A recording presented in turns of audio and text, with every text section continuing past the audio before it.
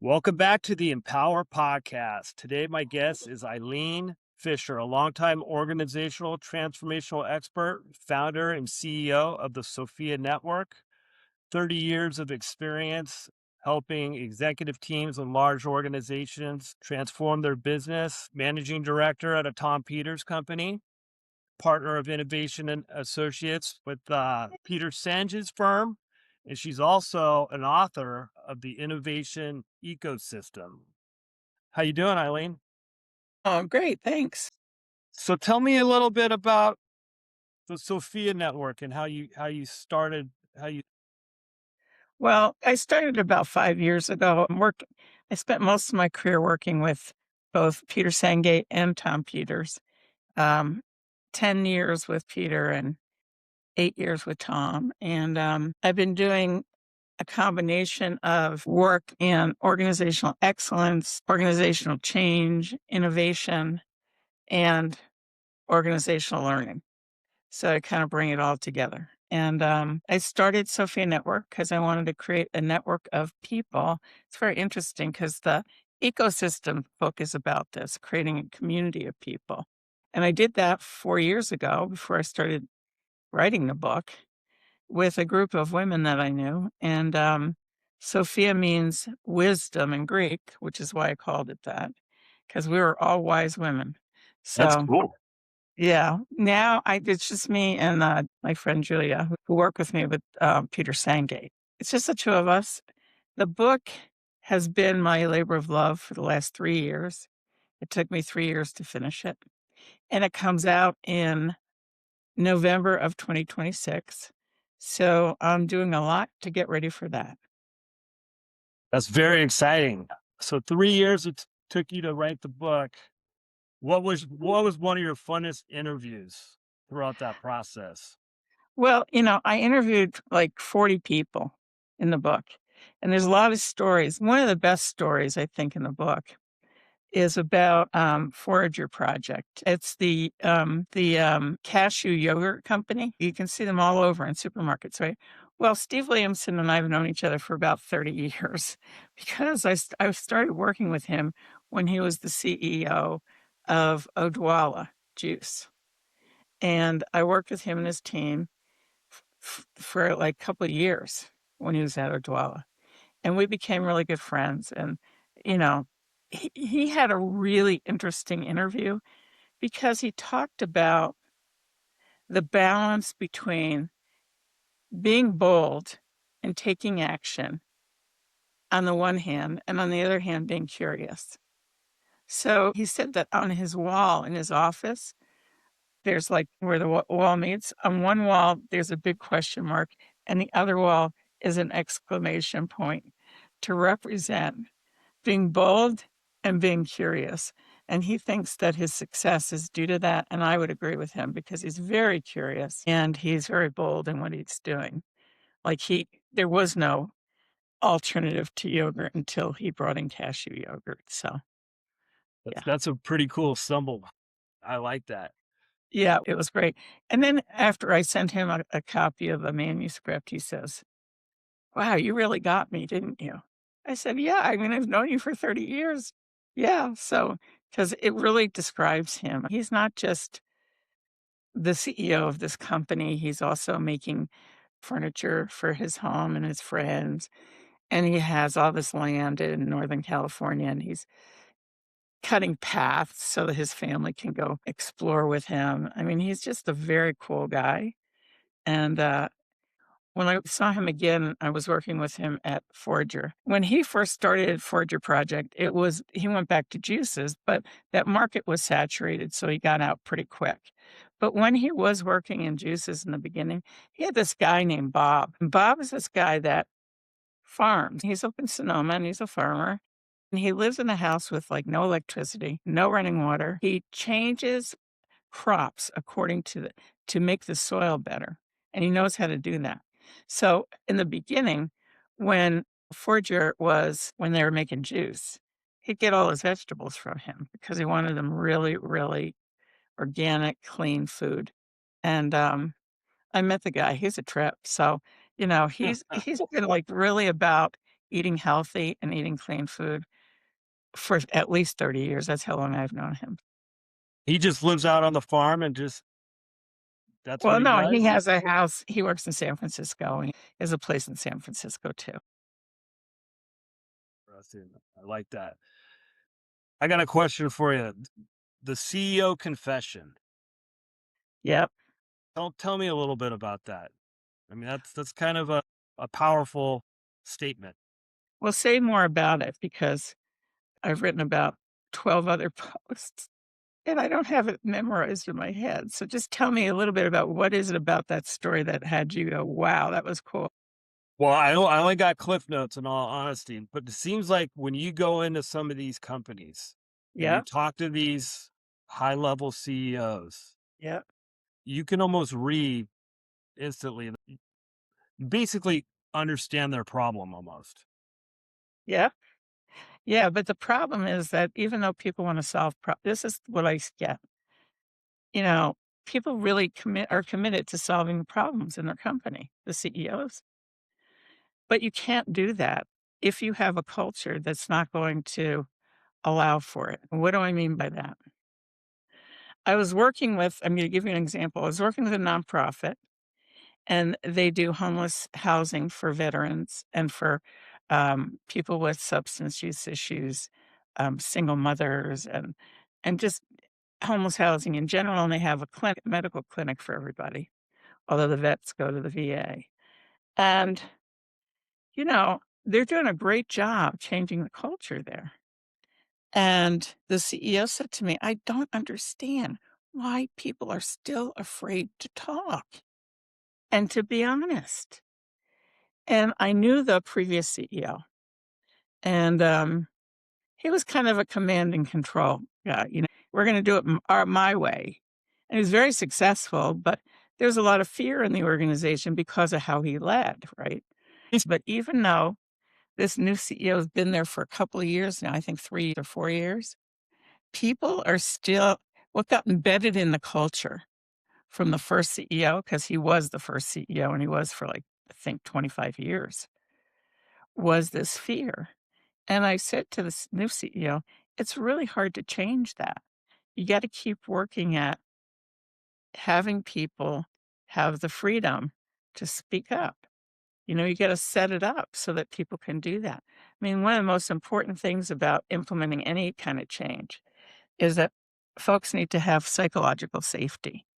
They need to be able to talk about what's going on because most changes, I don't care how small, like when I started my career, I was a chemical engineer and then I got into organizational change. And I was a quality manager in between. It was a good transition because we had to implement new processes. We're doing process redesign work. And I got to tell you, the old timers that were working there that knew the processes, that nothing was written down, by the way. Yep. Nothing documented. Right. Nothing documented, but they knew how to do it. And why do we need to write it down? They're not going to go anywhere. Right? But anyway, it was so hard to implement any process change because of the resistance in the organization, which is how I got into organizational change and learning. I'm like, wow, how do you do that? Well, one of the ways you do that is you create a culture where people can express whatever they have to express and they can experiment and that their contribution makes a difference. They're acknowledged and appreciated for their work and where they can talk. So, one of the first things we do with any of the clients we work with is we listen. We just go and listen from a clean canvas with no agenda. And everybody says, how do you do that? It's really hard. Yeah, it is really hard. But I've been trained in so many methodologies. I have to just put in a plug for Michael Singer's book, The Untethered Soul. He talks about the chatter in your head that goes on all the time, right? Like when you drive, Yeah, I mean, I have the chatter in my head, and I find myself realizing, hey, there's chatter in my head. It's not the end of the world. I have to yeah, almost stop myself and be like, all right, stop talking to yourself. yeah, that's brilliant. And that's what Michael's book says. It's like all that chatter doesn't mean anything because you know what? You got one conversation going on now. 2 minutes from now, you'll have a whole different conversation, right? Right. You ever drive home and not know how you got there, right? Yes.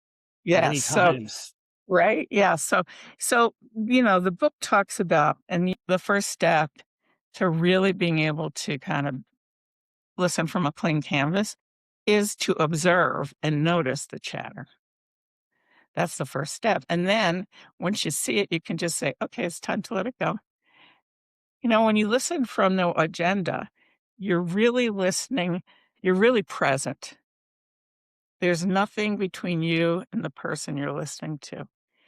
And when you can do that effectively, people get the greatest gift in the world, which is they feel heard. I mean, how many people have you ever talked to in your life where you actually felt like you were heard?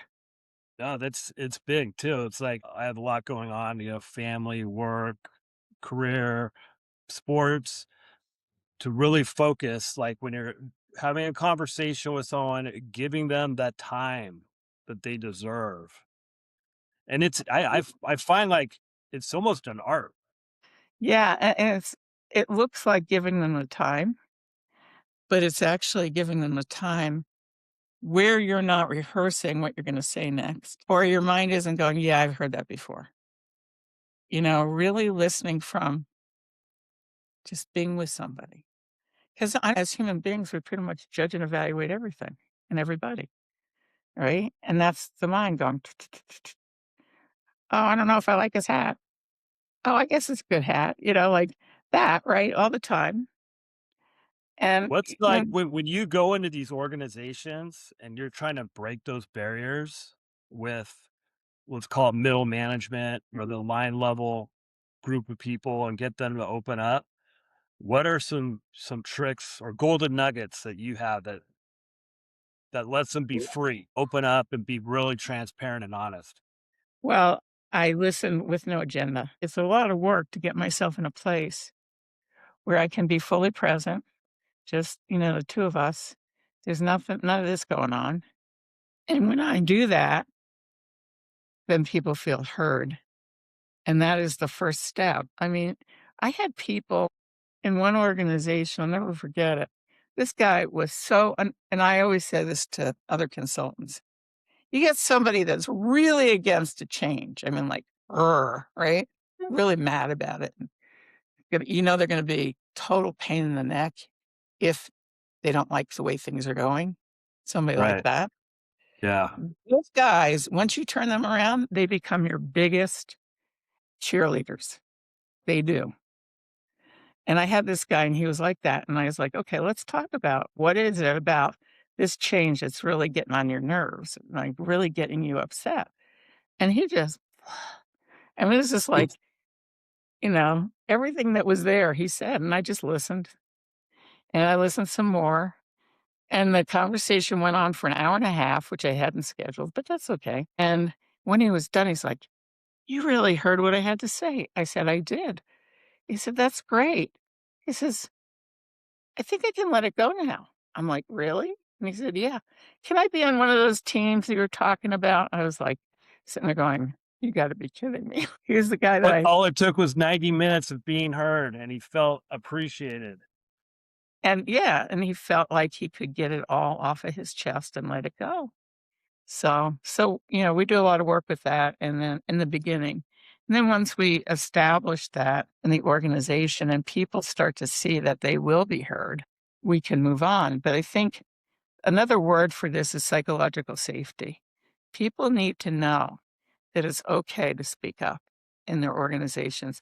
And if they can't, then you can't do anything because everybody's going to suspect something. It's like in the book, I talk about innovation theater. And what I mean by that is it's BS, right? It's like, oh, yeah, we're going to do an innovation project, rah, rah.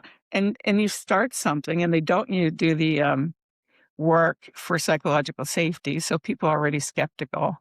"Oh, we did this before. Is this going to fail too? Blah, blah, blah, blah." All those conversations are in the water, it's all in the water supply of the company, right? Right. It's all in there. And they go ahead and they do it.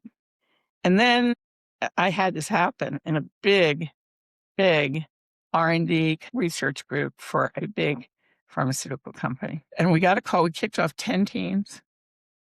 They all had projects. I had to go out and hire people because I didn't have the staff for 10 teams, right? And 3 months into it, I got a call saying, well, we're going to have budget cuts, so we can't have 10 teams. I said, really? Well, how many teams can you have? Well, we don't know. 3 months later, and they went through all these meetings. They went from 10 teams to 2 teams to 3 teams to 4 teams for 3 months. All right. They said, oh, they called me and they said, we're going to do 2. And I said, no, we're not going to do any. And they said, what? And I said, you've now created a problem in your organization. Nobody is going to trust what you're doing.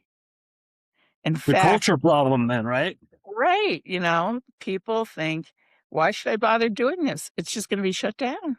Happens all the time here. So we've stepped away from that project. But if you don't have the right culture, and that has to be a culture of really open listening and a culture where not only can you speak up, but where you can experiment with things, where you can express your talent at work. I run into all these young people and they're in jobs that they hate. I'm sure you've run into people like that, right? Oh yeah. Yeah. And I'm like, why? Just do what you love. So if you're working in a job that you hate, find a place in that organization that you could love and get yourself there. The book starts with the 9 disruptions that are happening today that are impacting business. And one of them is that people walk out. There's like a huge amount of people that leave their jobs. And they leave their jobs not because they're not getting paid enough, because of their bosses. That's why they leave. They don't feel like acknowledged and appreciated. They don't feel like they can express their talent at work.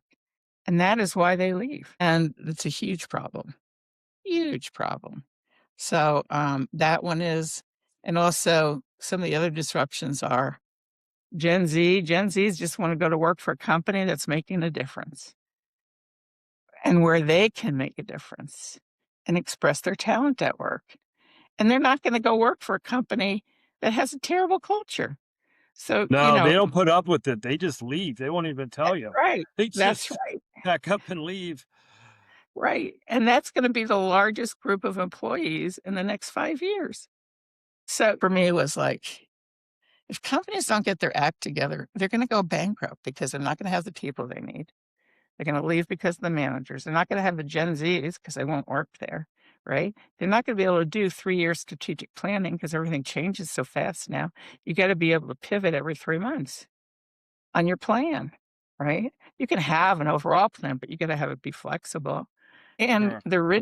the rigid way that organizations have existed for years and years, it's not working anymore.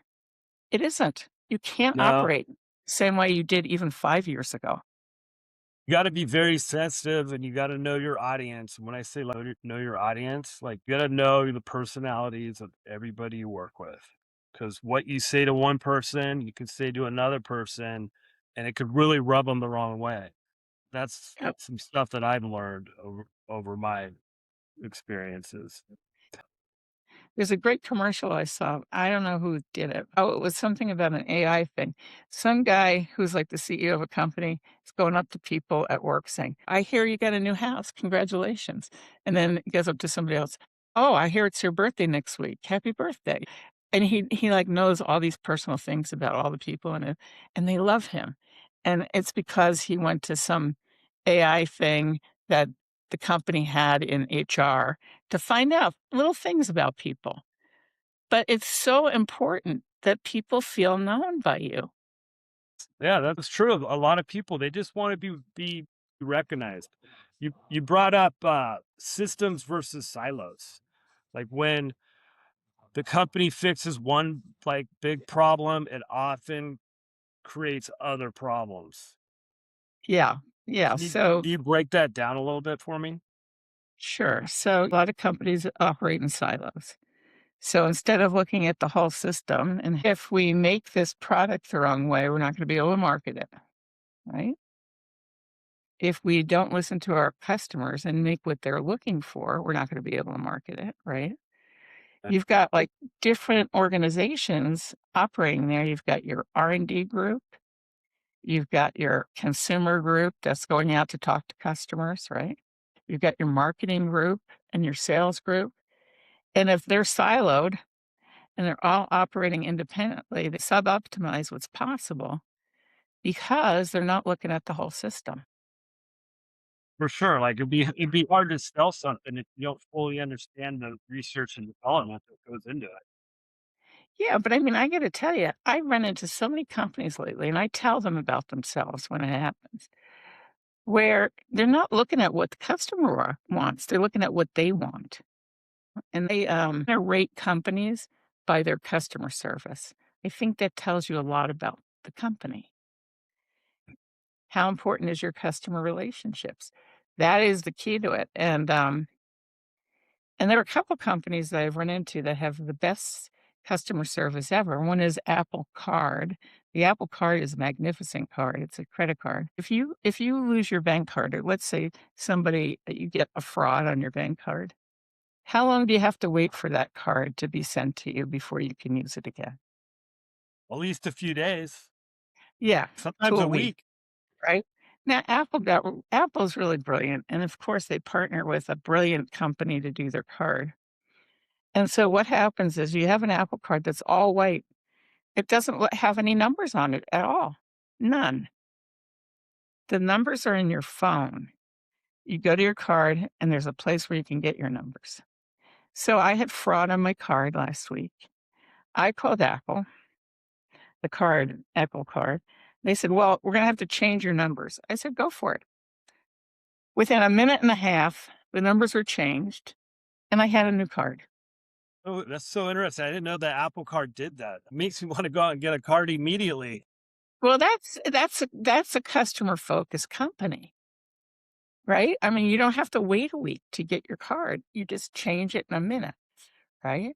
Apple does a great job for sure with like customer retention. I mean, how often do you go after having an iPhone and go get an Android? I don't see too many people ever doing that. No. I mean, I've been only used a Mac in my life and, iPhone I Apple products. So, I actually ran into a problem at one of the companies I worked in because they wanted me to use a IBM computer, and I said, "Sorry, you shouldn't hire me then because I can't use it, and I don't wanna know how to use it." It's so painful to switch from like Apple to like a Windows application. Trust me. You brought up a really good analogy. You said employees now treat jobs like rental cars. Yep. I found that I mean, that's a wild shift. Yeah, because it used to be in our parents' age or maybe your grandparents' age, everybody had the same job forever, right? That's what that you were taught. They were, hey, 9 to 5, save up money, get a 30-year mortgage, do a 401k, have kids, retire. That's what people were taught. Right, and never leave your job. Never leave your job. When I started work as a chemical engineer, I was the first woman hired at Raytheon Andover, and it was brutal for women to be engineers at that time. Brutal. I had guys throwing acid at me. It was terrible. Like real like acid Yeah, acid? I used to have to, like, take acid. There's, like I was in the electroplating area, I used to have to take out, like, all these different samples out of the tanks and test them to make sure they had enough metal in them. And, yeah, there were guys that were just jerks. And but at that time, I couldn't wear pants to work because that was before women could wear pants to work. So I had to wear, like, a dress with stockings every day, and I get acid on my stockings because of the work I was doing. I go through a pair of stockings every day, and I talked to HR, and they're like, "Nope, we have a dress code. You have to wear dresses." But the thing I used to call the place when I started there, the Elephant's Graveyard. And I called it that because there are guys that had been there 30 years, and all they couldn't wait until they could retire. I know those people in my business, in the servicing business. They don't ever want to change. They don't want to do anything innovative. They're just looking at the clock, waiting for the time to expire so they can go off into the sunset and get their pension. Yeah, I mean, it's not any different than the "Thank God It's Friday" thing, right? If you were really excited about your job every day, you would not wanna see a Friday come around. Definitely lose track of time. Yeah. I've been working on the book, I'm now working at publicizing the book, and I lose track of time. I have a weird work schedule. I usually start around noon and go until 9 o'clock at night, but that's just my rhythm, and I'm writing all the time, whether it be my publicity plan or my new business plan. But if you love what you're doing, the time doesn't matter. And, like, friends of mine are retired, some of them, and I said to them, "I don't wanna ever retire." It's like, "Why? What would I do with myself?" You know, like, I'm having too much fun doing what I'm doing. So, I mean, I don't wanna be working 40, 50 hours, 60 hours a week, but I have to be doing something. You outline a journey companies go through. You call it the wake up call, leap of faith, breakthrough, momentum, self evolving advantage. What does this actually like deeply feel like within the organization? Well, I think it depends on the organization, but, 'cause I some mean, will it can't feel be it. smooth, can it? Can it be a smooth feeling? It doesn't sound very smooth to me. It isn't. It isn't. It never is, but even in a great company, I mean, like, when I worked with Odwalla, I'll go back to that. They were amazing. We're talking 30 some odd years ago, right? And do you know what their vision was? Their vision was the best vision anybody ever heard.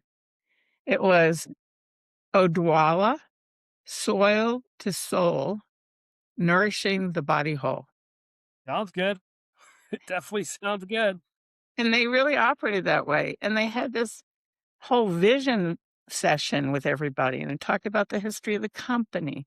And, all their values came through, and it was amazing. So there are companies that are doing a really good job of creating cultures that would sustain innovation and would sustain any kind of organizational change. And then there are those that are not. And I think the key to the kingdom is your ability to really create the psychological safety that you need to make a change in the company, no matter what it is. What's the biggest company you've worked with or for doing this transformative change? And what's like the Well, smallest one? one of the largest ones I told you about, it was a pharmaceutical company, and I cannot mention the name, but it was a big one. It was, like, in the top Fortune 10 or something, Are they still and around today? Yep, yep, they are, but that's the whole pharmaceutical company thing is a whole different culture, and it changed because instead of doing a lot of the research themselves, they had this whole other model happening, and that happened while I was right after I was working with them, where they find these biotechs that are small startups that are, like, working on one particular drug that they're interested in for one particular disease, and they buy them up. I mean, some of them have these incredible merger and acquisition divisions within the company so that that's all they do is buy up small companies. Gobble them up and add them onto the balance sheet and have them produce. Yeah. So that's big one. And the smallest, well, I think my nonprofit, they only have 400 people or 200 people working there, so it might be the smallest. But, it's really doing God's work working with them. So, Let me ask you this, how are you seeing companies today evolve around the need for implementation of AI and all this technology that's constantly changing? Like, how do you go about that? well, I think it's there. The need is definitely there. Whether they succeed or not is up in the air because, again, if you're resisting it, forget it. And everybody thinks that AI is going to kill all these jobs. It may kill some jobs. Like if you're a researcher, let's say that's your job to do research in any area. Right. you may lose your job because AI can research a lot faster than you ever will and a lot more comprehensive than you will. But for people that are knowledge workers, it gives you time to think. It really does, and it's how you use it. I mean, I use it all the time, but what I've learned, like, I'm in a Claude, on Facebook, on a Claude group, and they asked if you're gonna give somebody really important coaching about using AI, what would you tell them? And what I said was, "You gotta create a context. You're not gonna get what you want if you don't give the entire background of why and what you're doing to this bot." Bro, you gotta speak to it in a certain manner. Very the questions need to be articulated the right way and then retested or re-questioned. Yeah, like, I put my publicity plan together, and I had Claude help me, and, it took, like, 3 days. Now, it shouldn't take that long, right? Because I have this bot.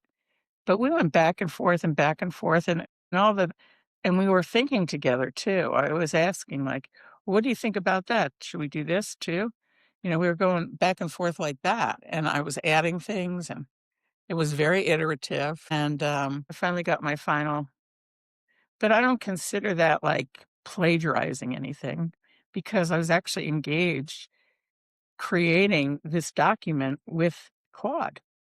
No, I don't consider it plagiarizing either. It allows people to be able to create, be more innovative a lot faster, and you get your time back to be able to do other things.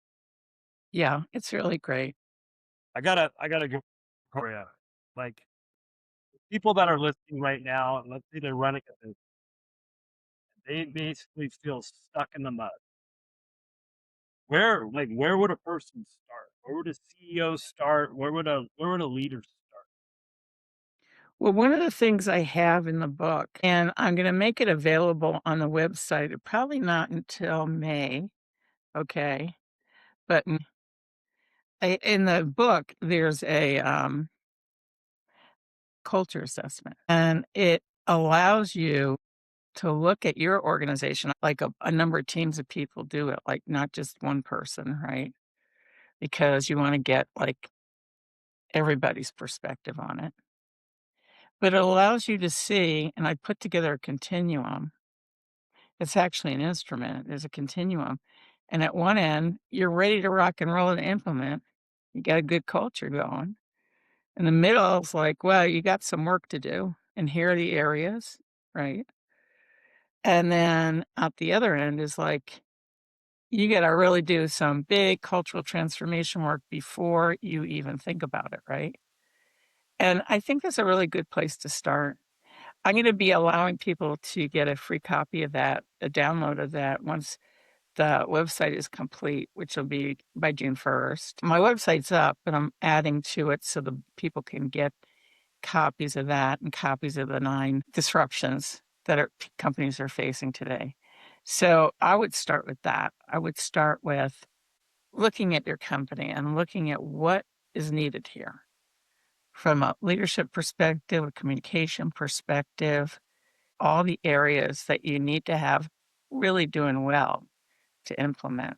One where people can experiment, where people are appreciated and acknowledged, where people can bring their best self to work, and and it includes all of that. So That's that's what good I would, stuff. That's good stuff. I like that. yeah, that little assessment would give a CEO a really good idea of their starting point. Like, where am Yeah, I starting? for And sure. they're only going to get one download, but somebody said, "You should charge $500 if they wanna do a whole get, like, 25 copies of it." And I said, "Yeah." And then I would score it for them, but I don't know that I wanna be in that business. What do you find, as we kind of wind things down, what do you find to be the most important traits of leadership of these CEOs?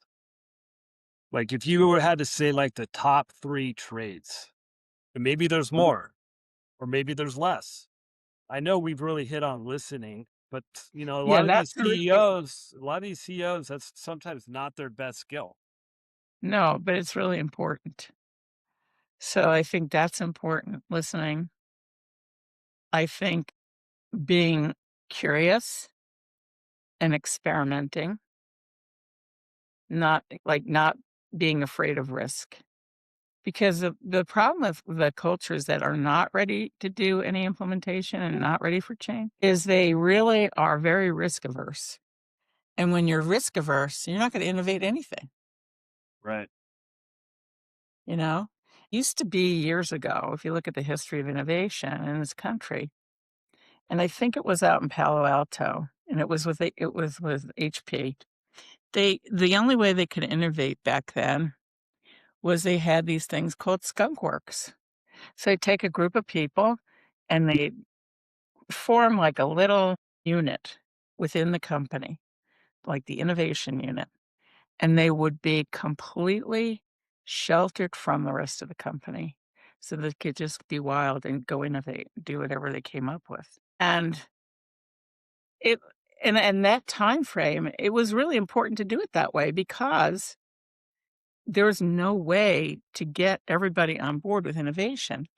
The cultures were such back then, it was impossible. It's really interesting. I've been around for quite a while and I've seen the organizational change, the whole area change. I was blessed to be able to work with both Peter Senge and Tom Peters. They were like leaders in it, but I've seen it change. And I think actually now is the time for people to take on this new way of innovating because they're going to increase. The other thing that happens when people do this, their employee engagement goes up significantly. The one company I worked with that was a healthcare insurance company, they became a magnet for talent. They had like a after working with them for a year, we were there 3 years. After the first year, they had a wait list for people to come and get jobs. That's so cool. What a luxury to have for a huge company too, where you need constant talent. And I bet you people didn't wanna leave either. No, nobody wanted to leave. Engagement was way up. When I first got there, their great place to work scores was at 50, really bad. And after in the first year, we went from 50 to 70. In the second year, we went from 70 to 85. And in the third year, they became one of the top 5 best places to work in New Hampshire. Yes, it was incredible. So that's what happens with companies that take it on.